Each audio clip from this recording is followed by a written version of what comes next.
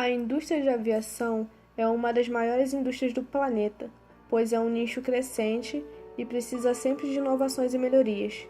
E não há dúvida de que a aviação é o sistema de viagens mais rápido e conveniente presente no mundo. Porém, ao longo dos anos, ocorreram vários incidentes que apontaram para uma questão sobre a segurança fornecida pela indústria da aviação.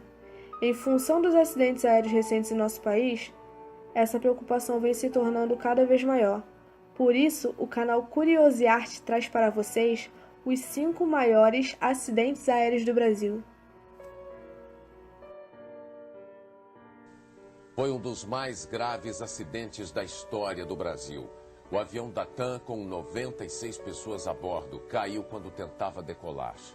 O acidente deixou 105 mortos, segundo a lista da empresa aérea. 90 passageiros, 6 tripulantes e 9 moradores do bairro atingido. No dia 31 de outubro de 1996, o avião Fokker 100 Number 1 da empresa TAM Linhas Aéreas taxiou para a pista 17R do aeroporto de Congonhas, decolando com destino ao Rio de Janeiro. A bordo, 90 passageiros e 6 tripulantes. Segundo os radares do Sindacta 1, o plano de voo consistia em que o avião saísse do aeroporto com cerca de 33 metros de altura e mudasse sua direção, o que não foi possível, devido a uma falha no reversor do motor direito, que levou à perda de velocidade e sustentação. Entre a saída do aeroporto até a queda passaram-se somente 24 segundos. Acionado em situações adequadas, o reversor é aberto em forma de guarda-chuva na parte posterior do motor da aeronave. No caso do voo 402, uma pane neste recurso fez com que ele abrisse e fechasse na primeira vez logo que o trem principal se despegou da pista. Uma segunda vez, logo em que ganhou altura e definitivamente até a queda. As aeronaves Fokker 100, por não possuírem na época os alarmes de aviso do reversor, deixaram o comandante sem ação quanto à falta de potência da aeronave. Quando os alarmes de velocidade soaram na cabine, o comandante simplesmente os ignorou, pois eles usualmente davam alarmes falsos, e aumentou a potência do motor, danificando, causando ainda mais desvio de fluxo de ar. O Fokker 100 colidiu primeiramente com um prédio de 2 andares. Em seguida, a aeronave colidiu com um prédio de 3 andares, arrancou o telhado de um sobrado e mergulhou no asfalto. Na queda, a aeronave destruiu 8 casas. O fato de a região ser habitada predominantemente por trabalhadores do comércio e da indústria e o acidente ter ocorrido depois das 8 horas da manhã fez com que o número de vítimas em solo fosse baixo, já que a maioria das casas estava vazia. O Boeing 727 da VASP, acidentado hoje, decolou do Galeão com destino à Fortaleza com 46 libras de combustível, que lhe dava autonomia de 5 horas e meia de voo. Essa informação foi dada pelo gerente de operações da VASP, Vladimir Veiga. O voo 168 da VASP do dia 8 de julho de 1982 não era um voo comum, pois levava um grupo de passageiros em festa. O Boeing da VASP, ao bater na Serra do Aratanha, levava um grupo de 15 empresários no setor têxtil do Ceará que haviam acabado de participar de uma feira em São Paulo com muito sucesso e ainda comemoravam este fato. Viajavam também o poderoso empresário Edson Queiroz, dono de um império de empresas de comunicação, que entrou no voo 168 de última hora, trocando uma passagem da Varig na manhã seguinte pelo noturno da VASP, em razão de um compromisso em Fortaleza logo cedo. No avião também estavam um dos donos das casas pernambucanas, Ernesto Landgren, e José Carlos Bezerra Matos, presidente da Confederação Nacional de Teatro Amador. Ao deixar o solo na capital paulista, o avião levava 54 passageiros e 9 tripulantes, segundo dados oficiais da empresa. O comandante Fernando Antônio Vieira de Paiva começou a descer da FL 330 a 137 milhas náuticas, 253 quilômetros, quando, pelas cartas de navegação utilizadas para a aproximação do aeroporto Pinto Martins, deveria fazê-lo a 86 milhas náuticas, 159 quilômetros. A antecipação da descida levou a aeronave a atingir 3.000 pés bem antes da linha vertical do aeroporto Pinto Martins. O alarme de altitude existente na cabine da aeronave é acionado durante 2 vezes nessa passagem de altitude. Ao cruzar a altitude de 3.800 pés, o copiloto adverte o comandante da aeronave para a presença de morrotes à frente, sem que o mesmo interrompesse a descida. O copiloto da aeronave não reporta o nivelamento do FL-050. 1 minuto e 12 segundos depois, com a aeronave prosseguindo na descida com o alerta de altitude selecionado para 1.500 pés, exatamente às 2 horas e 45 minutos da madrugada do dia 8 de junho de 1982, o PPSRK choca-se a 1.950 pés de altitude, 594 metros, e uma velocidade de 295 nós, 530 km por hora, contra a Serra do Aratanha. O laudo final deu conta que o erro foi do piloto, que mudou a altitude antes do período previsto, gerando o acidente.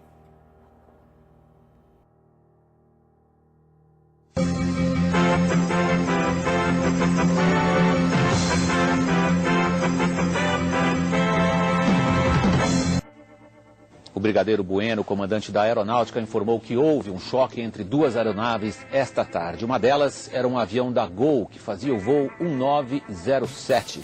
A aeronave saiu de Manaus, deveria ter chegado ao aeroporto de Brasília às 18 horas e 12 minutos, o que não aconteceu. A Força Aérea Brasileira deslocou aeronaves para uma operação de busca na região da Serra do Cachimbo, no sul do Pará, no meio da floresta amazônica. Segundo o brigadeiro Bueno, havia 155 pessoas a bordo do avião da Gol. A aeronave menor que participou do choque fez um pouso de emergência no aeroporto da base aérea de Cachimbo, também no sul do Pará. A companhia aérea Gol confirma que uma de suas aeronaves desapareceu. Outras informações a qualquer momento em nossa programação, a cobertura completa no Jornal da Globo. Em 29 de setembro de 2006, o voo Gol 1907 partiu do Aeroporto Internacional Eduardo Gomes em Manaus, com destino ao Aeroporto Internacional Galeão, no Rio de Janeiro, e previsão numa escala no Aeroporto Internacional Juscelino Kubitschek, em Brasília. Enquanto sobrevoava no estado do Mato Grosso, colidiu no ar com o Embraer Legacy 600. Todos os 154 passageiros e tripulantes a bordo morreram após a aeronave se despedaçar no ar e cair em uma área de árvores densas, enquanto Legacy, apesar de ter sofrido danos graves, pousou em segurança com seus 7 ocupantes na base aérea do Cachimbo. O acidente desencadeou uma crise na aviação civil brasileira. O acidente foi investigado pela Força Aérea Brasileira, pelo Centro de Investigação e Prevenção de Acidentes Aeronáuticos, com o relatório final emitido em 10 de dezembro de 2008. O CENIPA concluiu que o acidente foi causado por erros cometidos tanto pelos controladores dos tráfegos aéreos quanto pelos pilotos do Legacy. Haviam 148 passageiros e 6 tripulantes a bordo da aeronave. Estavam a bordo da aeronave 6 americanos, 3 colombianos, 4 franceses, 10 argentinos, 3 australianos, 2 sul-africanos, 5 mexicanos, 4 venezuelanos, 1 japonês, 2 portugueses, 3 canadenses e outros 111 passageiros, junto com 6 membros da tripulação, que eram brasileiros.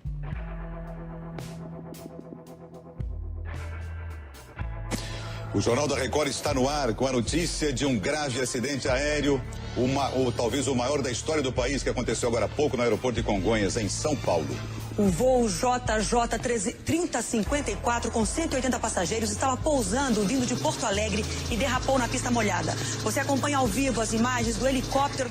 Em 17 de julho de 2007, o voo TAM 3054, ao tentar pousar na pista 35L em São Paulo, não conseguiu frear, ultrapassou os limites da pista, atravessou a Avenida Washington Luiz e colidiu com o prédio da TAM. Todos os 187 passageiros e tripulantes a bordo do A320, mais 12 pessoas em solo morreram. É o segundo acidente aéreo com mais mortes na história da aviação brasileira e também o mais mortífero envolvendo uma aeronave da família A320 no Brasil. Testemunhas oculares e câmeras de segurança do aeroporto mostraram que a aeronave tocou a pista na área conhecida como Zona de Toque, onde todas as aeronaves devem pousar. Ela não diminui a velocidade, atravessando a pista a uma velocidade média de 170 km por hora. A aeronave fez uma curva para a esquerda, saindo da pista e invadindo o gramado do pátio de manobras do aeroporto.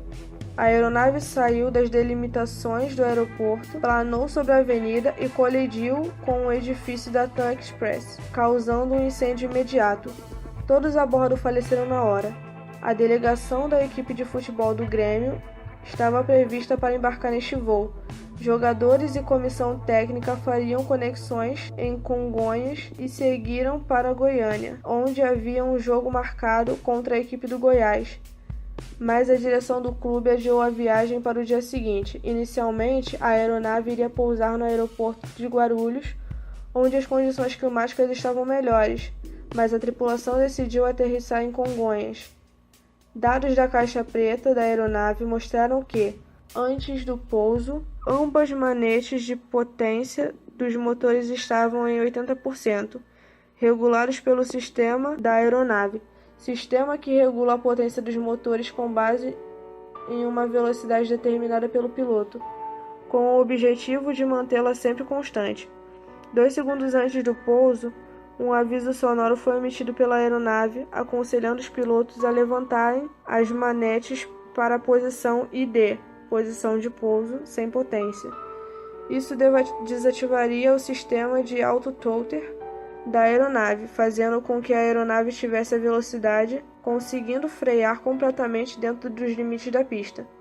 O acidente, investigado pelo Centro de Investigações de Prevenção de Acidentes Aeronáuticos, órgão filiado à Força Aérea Brasileira, teve seu relatório final divulgado em setembro de 2009, apontando como causas principais do acidente o erro do piloto, ao configurar irregularmente as manetes, falta de infraestrutura aeroportuária brasileira, a falta de ranhuras na pista de Congonhas e a autonomia excessiva implicada aos computadores da aeronave.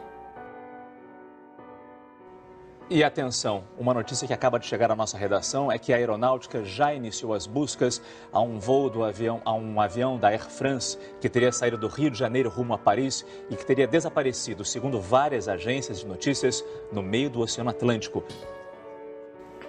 Air France 447 era a identificação de rota aérea regular de longo curso operada pela companhia francesa Air France entre Rio de Janeiro e Paris.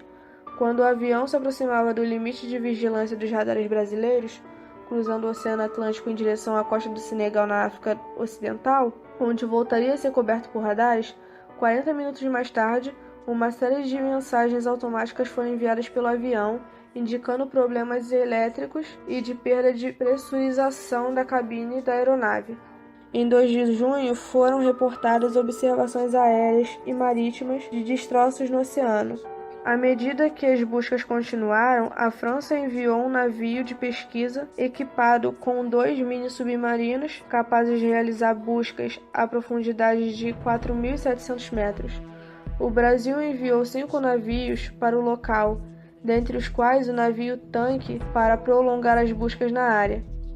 O porta-voz da Marinha Brasileira afirmou que a existência de destroços poderia ser um indício de haver sobreviventes.